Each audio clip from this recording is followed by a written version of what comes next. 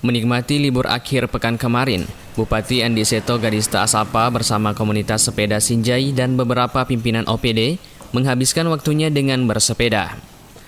Bersama komunitas sepeda ini, Bupati menempuh jarak kurang lebih 15 km menuju Pantai Kupang yang terletak di Desa Sanjai, Kecamatan Sinjai Timur.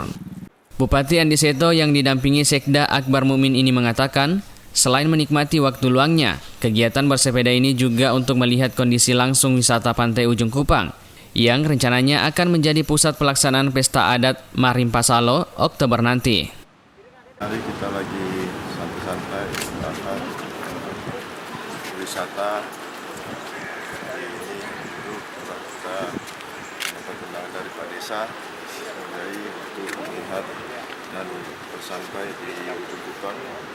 Dan ada di sini sedikit sekolah ini dan pemerintah daerah dari Desa Sanjai memberikan Ujung Kupang ini, dan pusatnya Pantai Kupang itu didorong untuk menjadi satu tempat tujuan wisata.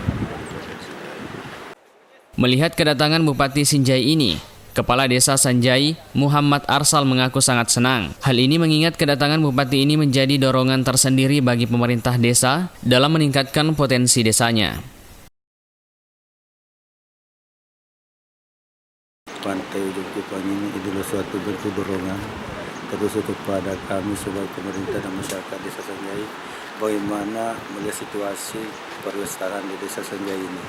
Kenapa? Karena ini Pantai Ujung Kupang memang sudah dikenal, tetapi karena ya belum terlalu dimediakan, akhirnya Pak Bupati datang mendorong kami untuk bagaimana supaya Pantai Ujung Kupang ini lebih dikenal bahkan di dunia bisa.